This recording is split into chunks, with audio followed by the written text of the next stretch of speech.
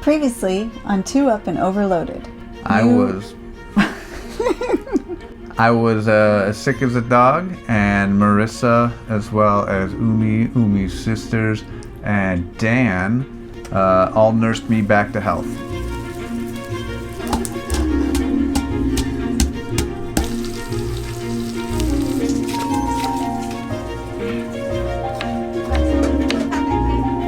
These crispy fried shallots.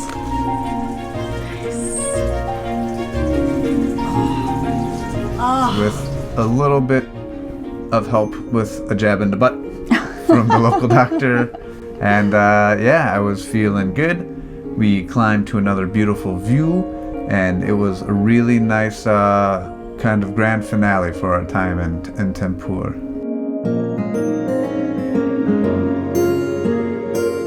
We were in this incredible village inside of a volcano crater on the island of Java.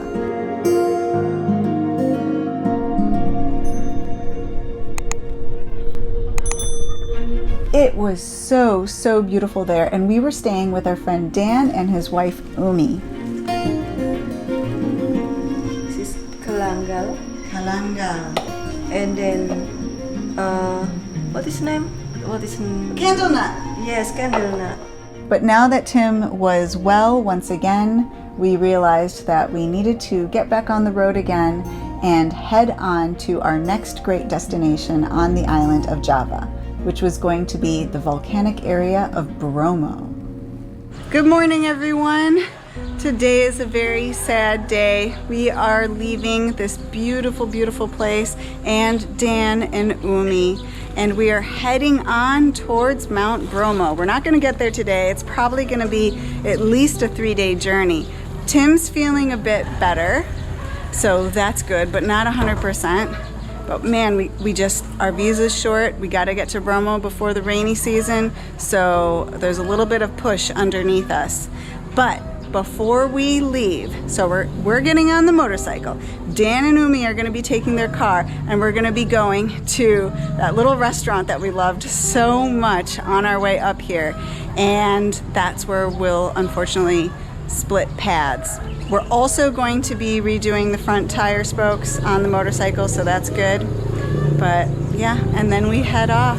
Woo! Goodbye, lovely village. You've been amazing.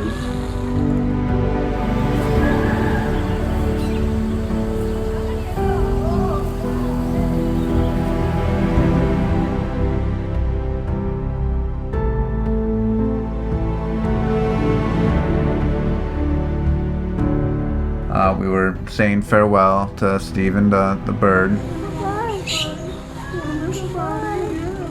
If you're listening, buddy. Aww. It's for you. But thankfully, we had a few more hours left with Dan and Umi because they were going to be riding in their car as we rode our motorcycle off to the mechanic shop. We were going to leave the motorcycle there, go out to lunch, and then pick it up again because our motorcycle was in need of some new spokes on the front.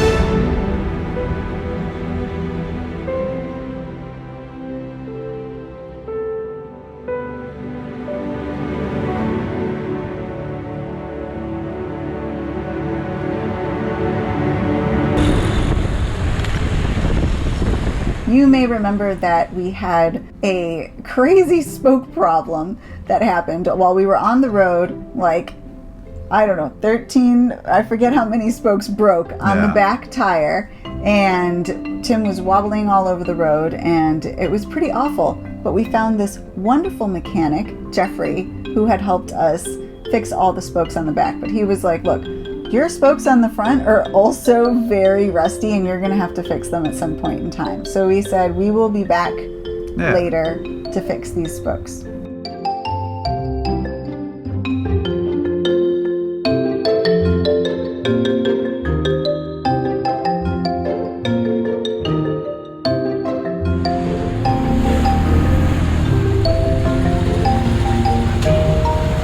You know, Jeffrey said that it'd be like an hour or so. Said that works just for us, no pressure, brother. We're gonna go get something to eat. And Dan took us back to that first restaurant where we had the American breakfast. Man, it's just so delicious. This time we had some croissants and some beef stroganoff. So good. And it's right on the beach. Yeah. Oh, those are probably the best, cheapest croissants that you can find on Earth. Because being on the island of Java is not only filled with incredible people and incredible food and incredible sights, but it's also very affordable to travel around. So we were loving it. We were loving all of this food. And we were very, very sad to be saying our goodbyes to Dan and Umi, but very grateful that we had this one last incredible meal with them. Good. Thank you. So after our final meal for this round, we will be running into Dan and Umi again. We love them to death, and we thank them for their hospitality and their generosity. But they dropped us back off by Jeffrey, who had redone all of the spokes. And while he was messing around with the spokes, he realized that one of the bearings needed to be replaced in the front as well. And a new bolt thing. This one was shot, so the fact that they had another one blows my mind. So that's amazing. Awesome, thank you, brother. Amazing. And the front forks, there's a little brace between the two forks, and there were a couple screws that were missing from the brace, and he replaced those as well. So we had an upgrade upon an upgrade upon an upgrade. Amazing. Indeed. New and improved Storko. Yay. So we thank Jeffrey again. We are so grateful for his dedicated work and his thoroughness that got us back on the road safely. And part of the sadness of getting us on the road safely to continue was that we were parting ways with Dan and Umi, and it was a tear-jerk moment because they had been so kind to us, and I know that our paths will cross again, but hugs from us to you, and thank you for all of the hospitality.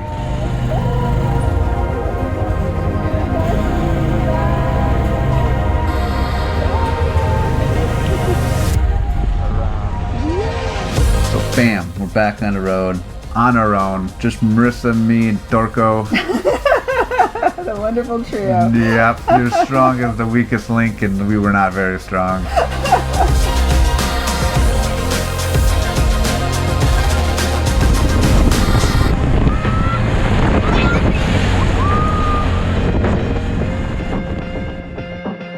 Hey everyone, nice to have you here. We are Tim and Marissa, no tear. I ride in the front and I'm in the rear. We travel the world and we pack too much gear. Oh, all the places we'll go. Through rain and through sleet and through mud and through snow.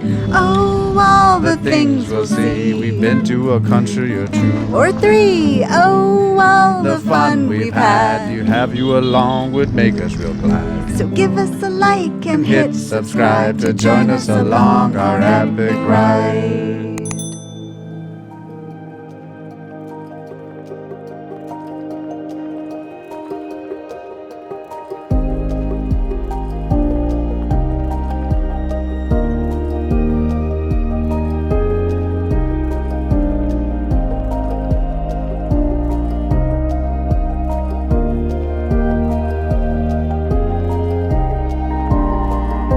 Headed to the town of Purwodadi that night. We didn't want it to be an incredibly long day, so this wasn't too far from where we started. But that meant that the day after was going to be incredibly long.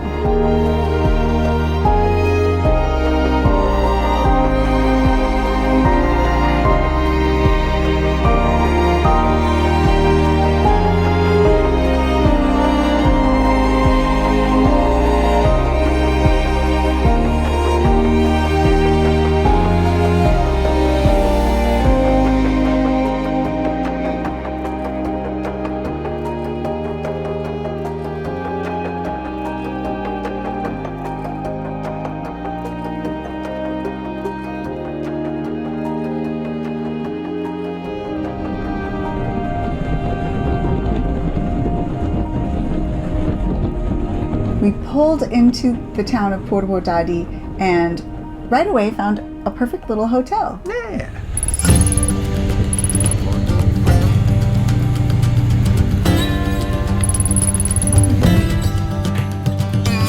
It was a hot day, so the first thing we like to do is just strip off our stinky, disgusting, sweaty clothes, take a nice shower, feel refreshed, get out of the little hotel room. Oh, we found this great hotel. Look at this. It's got its own little apartment thing over here. It's got the bike right out front. Really great price. Apparently there's Wi-Fi, but we'll see. Thank you. And then take a look in the room. It's really nice. Yay! And as I'm kind of, inspecting the motorcycle, We just discovered a problem with the motorcycle. When we had the spokes done, we were missing a bolt on the front forks. And we had them added. And now 2 bolts are missing and it's totally fallen apart. Yeah, it's lame. I see already the new bolts that we had on our brace for the forks had jimmied off, and we're now on the side of the road somewhere in between Jeffries and where we were. So I have to undo these, reclamp it on that. Then we have to sacrifice one of the, I don't know. Dorco is just like, it's like a, lung transplant. It just tries to reject it. It's just like, no, I will not accept these new parts. So it's a kind of a bummer to know that Dorco's fallen apart underneath us in such a short amount of time already. Right? It had only been a few hours. Yeah, but there was a gentleman who worked for the hotel, and through broken English, his name was Andy. I showed him the bolt, and I was like, man, I know it's late in the day, but are there any, mechanics around? Because I showed him the front brace on the forks, and he was, he said, nah, everything's closed by now, and I was like, whatever, such is life, right? There's nothing we can do. But we went out and tried to find something to eat and try to put that in the back of our minds. We'd figure that problem out later. Oh, you can't see me. But that night when we had come back and we're in our hotel room and we hear on the door, and I open it up and there's Andy. So Andy here has been so nice. He went out and got 4 of the bolts that we needed, exactly the same size, brand new, and he started putting them on for us. We got some Loctite out that Tim already had, and we're screwing them in right now. It's amazing. And he's got 4 brand new bolts for the forks brace, and he's got Loctite. And I was like, oh my god, dude, how nice, This is just what, the 20th, 30th example of a random stranger of Indonesia bending over backwards to help us out. It's the dead of night. Well, the sun had gone down. I don't know where he had ridden to find a hardware store. A hardware store that was open, and came back. But we have our little phone lights on and little screwdrivers and bolts and rah-rah. And yeah, he just wanted to make sure that we were able to continue safely. And it's just, we are overwhelmed by the amount of support and love that all of these friendly people on this amazingly beautiful island have shown us. So again, this is like the 3rd time in this episode alone, but Thank you so much, Indonesia. You couldn't have been more welcoming to a pair of foreigners.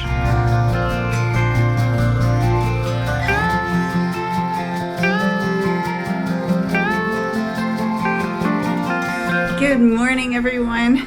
Today we are going to continue to make our way to Mount Bromo, that epic volcano that you can actually go inside the crater of with like little miniature volcanoes inside, and we're gonna have a hotel room right on the crater's edge.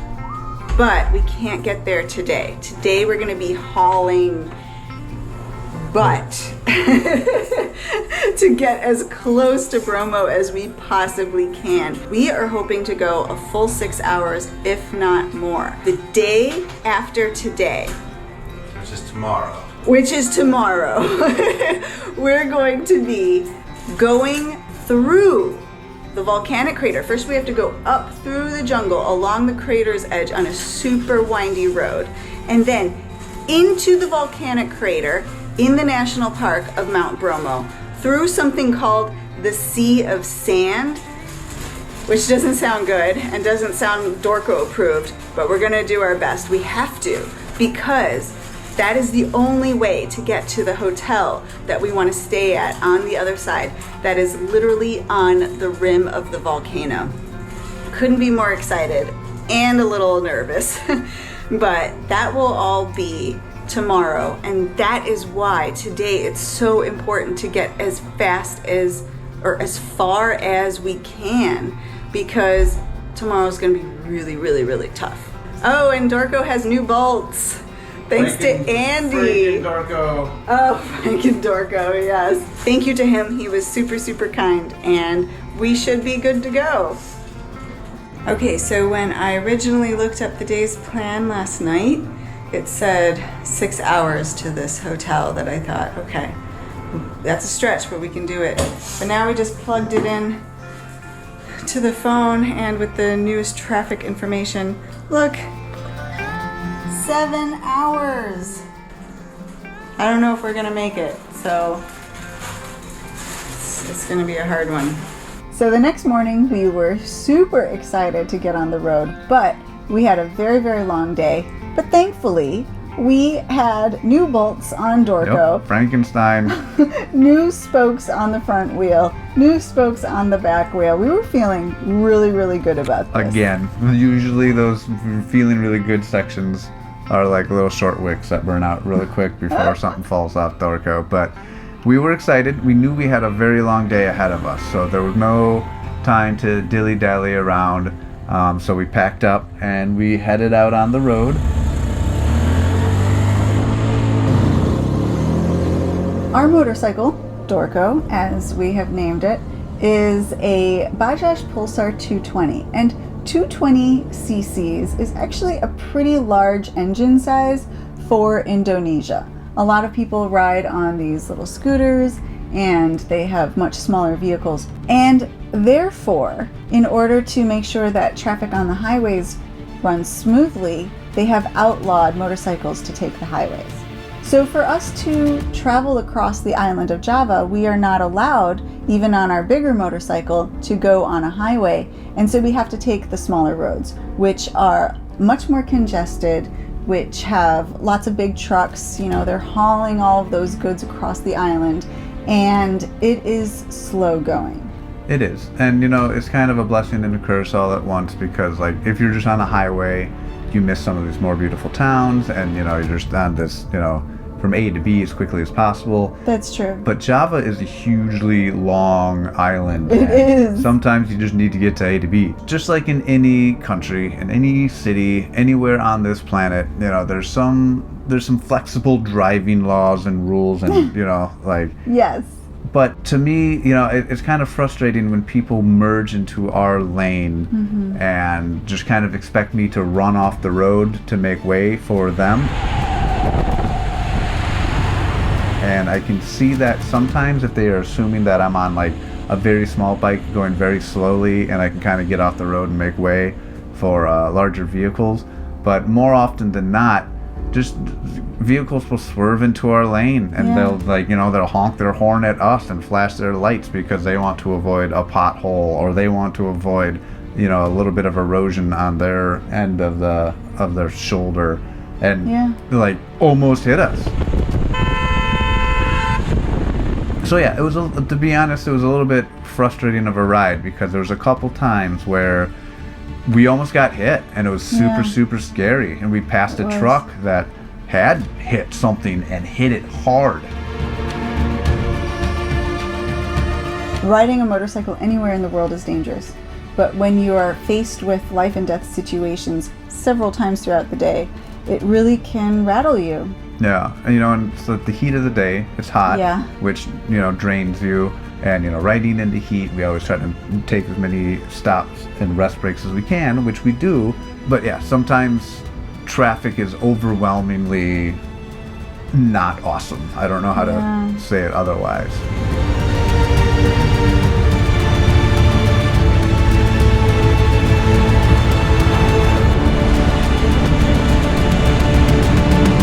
We have had a very rough ride. We were almost hit by a bus, passing another bus in oncoming traffic, and there was nowhere to go. Tim slammed on his brakes. I mean, he did everything he could, honked. The bus honked at us. I mean, I don't know what they were thinking, but it was a very, very close call. I mean, you can just feel it just zoom past you. So yeah, it's been very, very stressful. And that's not the only time that we've had to slam on the brakes. This guy walked in front of us. A woman was driving the wrong way on our side of the road she was like a grandmother with her granddaughter, you know, tiny child on the motorcycle, and then just stopped right in the road. It's been really, really hard and really, really stressful. I can feel like my heart just pounding in my chest, and Tim's doing a great job. He's doing the best he possibly can, but it's not been an easy day. And we have about 2.5 hours to go, but we decided this is a good time to take a nice rest, calm down, and we have food. Look at this.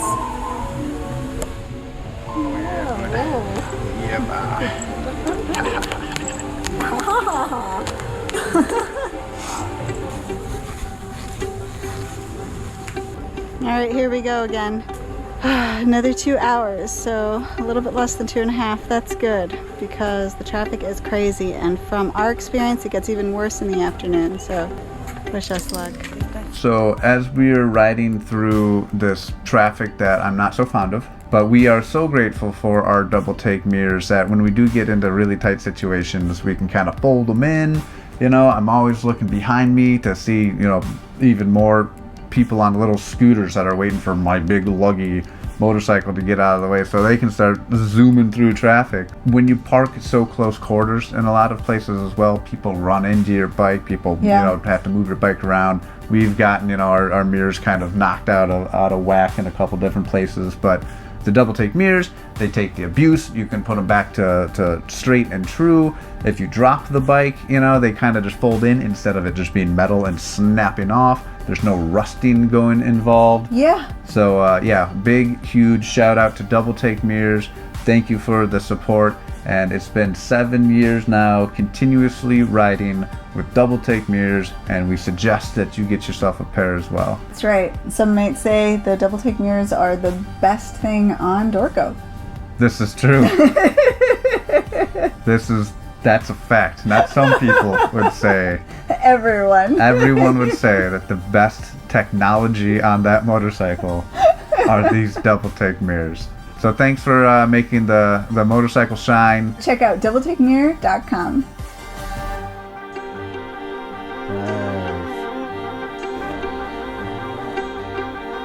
We were in a bit of a rush that day because we wanted to get to Bromo before the weather changed.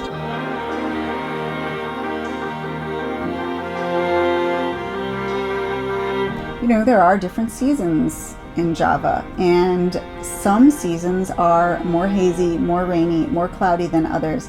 Bromo is a stunningly spectacular, beautiful volcanic mountain landscape, and we really wanted to get clear sights of it. We wanted to get beautiful pictures, and you can't do that when it's very, very hazy and cloudy as it is in certain seasons. Yeah. So we knew the seasons were changing, and we were like, we have to get there as soon as possible.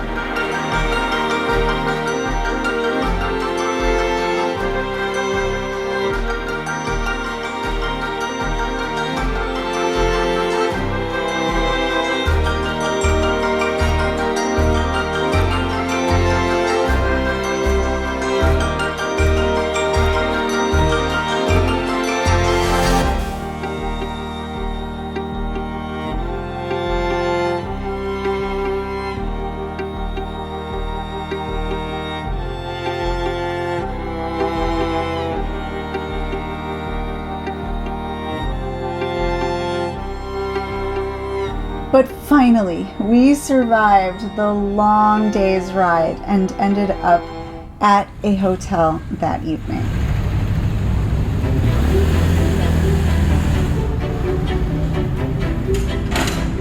We ended up at a couple hotels. Yeah, well, the first hotel actually didn't have any space. It's full. We have to find another hotel. So we found another one. Uh-oh. What? Bike's not starting. Yeah, something's weird because key is out. Here, there we go. I'm coming. You make a right out of the place and you literally turn here. This place is right here. Perfect. And you were very difficultly but able to park with the other motorcycles. This is true. They did say something about motorcycle parking. Okay, great. And it's a locked gate. That's good. Where am I going?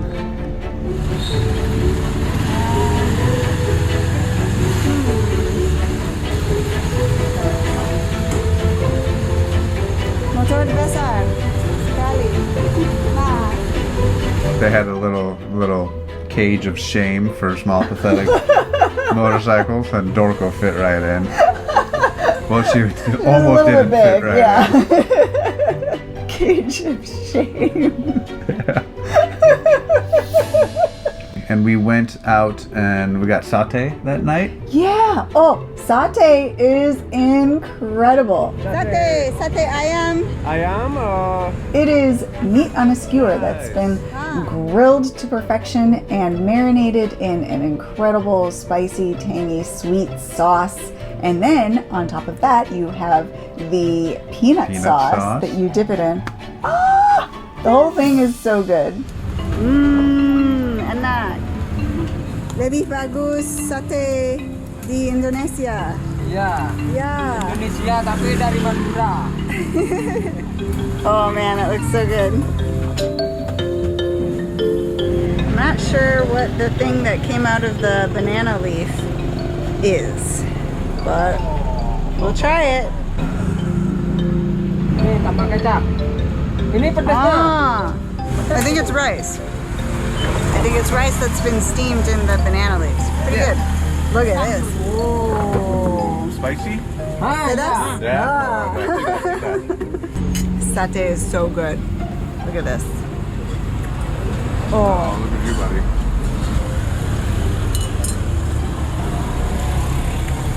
Delicious.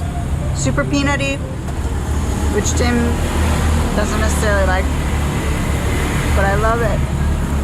We got back to our hotel, back into our lovely room. Is this our room? Oh my god, I don't know. My wife. My wife. Whoa, Please open the door. fancy. Good night. And we had an amazing night because we knew that the next day we were going to be at one of the most picturesque places that I've ever been in my entire life over the course of the last 7 years of riding around the world on a motorcycle. And I felt like a little kid about to go to Disneyland the next day. I was super, super excited, and we can't wait to show you just how incredibly awesome and amazing and beautiful Mount Bromo is. And all of that plus more will be in our next episode. Yes, this is the destination that Tim and I had been dreaming of before we ever arrived in Indonesia. We had it top number 1 on our list, but we were very concerned about 2 things. First of all, we were concerned that the weather was going to change. But second of all, we were very concerned about this sea of sand, as it is a volcanic crater filled with volcanic ash, and you have to go through the sea of sand in order to get anywhere. And we were not sure our motorcycle would be able to do that. Indeed. I mean, if you've been watching the last couple of episodes, the front fender is just this dead limb that kind of flops around. Spokes are flying off, braces for, it's not the top of the line Bajaj, right? No. But it's old. She's an old bike, Yeah. And I'd like to think of myself like I'm not perfect. I'm old. Things are falling off. But you stick with me. But yeah, we were a little concerned if Dorco could make it through the sea of sand. Terima kasih. You got it, Tim?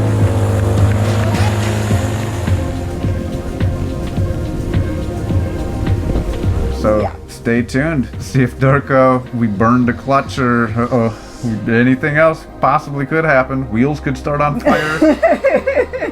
Who knows? Windshield could just fly off. There's so many possibilities. Leave in the comments what you think will be the major malfunction on Durko. Look at the color of that sky. So thank you so much for watching this video. I hope you liked it. If you did, please give us a big thumbs up and hit the subscribe button below. Ding ding. And we'll be seeing you next time. Stay safe, everybody. Bye. Peace. So we thank Jeffrey again. We are so grateful for his generosity and his... We are so grateful for his workmanship and... Workmanship. workmanship.